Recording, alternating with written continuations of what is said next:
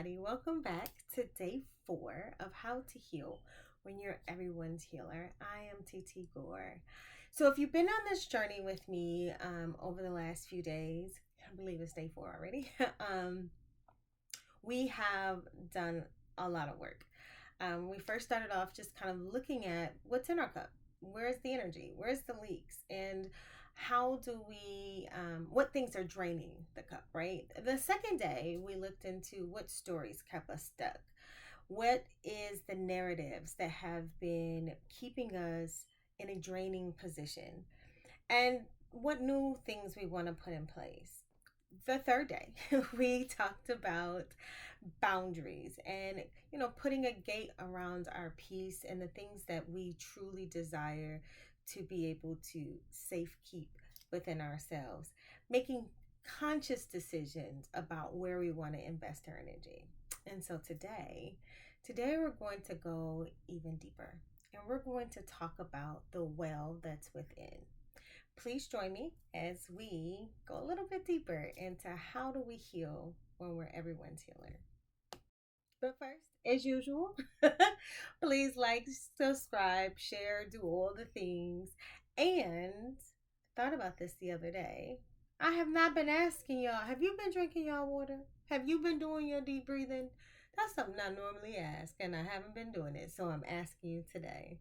Please make sure that you are drinking your water and you are deep breathing. In fact, today's food ritual asks you to do just that.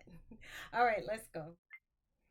Okay, so what do we mean when we say the well within? For many of us, this leads us back to why are we here in the first place? What is our purpose? What is the human experience at large? This can connect to people's religious beliefs or spiritual beliefs, how we believe we got here versus what's going to happen when we leave here. It is our connection, not just to the world at large, not just to the collective, but definitely to the collective, but also to the bigger understanding of experience, of life in general. And so when we start talking about the well, really what I find the well within speaks to is who we believe and know that we are. It's the sense of knowing. A lot of people call it, the intuition, Christianity calls it the Holy Spirit.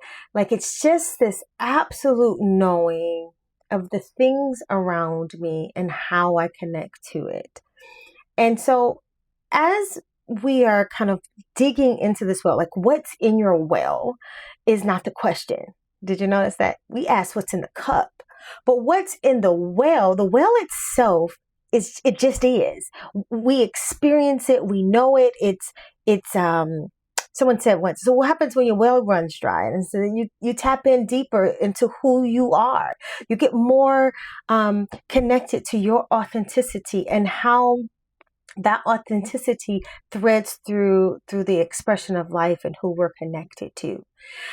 Much of the work that we do today is understanding that this well exists and then allowing ourselves to sit with that well, to experience the quiet wisdom that's within it, and also simple practices that we do to connect to it.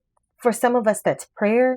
For some people, that's meditation. For some, that's just a walk in nature. For some, it's like, I just get quiet. I just need a moment of space. And it brings in this, peace that surpasses all understanding, as we've heard in the scriptures, right? It allows for us to genuinely reconnect with the seat, the soul, the will of who we are. As you go through the exercises today, what I want you to really think about is not so much what is your purpose in being here, because I believe we can decide what our purpose is. It's a conversation for another day. But what do we, that's not the word. How, that's the word. How do we express who we are? authentically, refueling ourselves on a consistent basis. We do that from the understanding, the knowing, the intuitive space within us that says, I am. I am a being. I am a spirit having a human experience. However you frame that, it's the knowing that I am. And that I am is never going to run dry. It never runs dry. It's infinite. It's connected to a more infinite source. Even if the human expression comes with a birth and a death, the understanding that this energetic I am that lives within us, that is us, exists. And as we allow for that to be authentically expressed through us, we can reconnect to it. We can sit in it. And I would dare say, and I tell my clients this, especially my spiritual coaching clients, connecting to your well, connecting to that spiritual authenticity is a necessity in order to be able to navigate this world. Because we will lose touch with who we are and we will drain ourselves consistently all the time in several different ways if we do not reconnect with who we are, at the seat of who we are. If you understand chakras, that's a spiritual belief. But I'm going to go to what we call the root chakra. From the root to the sacral to the solar plexus, those lower three chakras, just talking about the root of who we are, going into what we truly, deeply desire, to the formation of who we really are, that authentic. And I use that word a lot because there's a consistent space that our fingerprints are unique, that uniqueness of who we are is embedded in that space. Today, I'm going to encourage you to get quiet. I just sit somewhere quietly, whether it's through meditation, whether it's through prayer, even just in silence, asking yourself, who am I? What does that I am of who I am have to say to me? What is that I am that I exist in, I express through, desiring for me? That wisdom brings forth an always never ending, always fulfilling, abundant well, and not just of wisdom, but of energy and expression and creativity.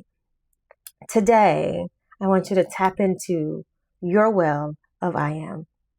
I hope that you all have had a great time on this challenge. I look forward to being with you tomorrow, our final day on day 5 of How to Heal When You're Everyone's Healer. Until next time.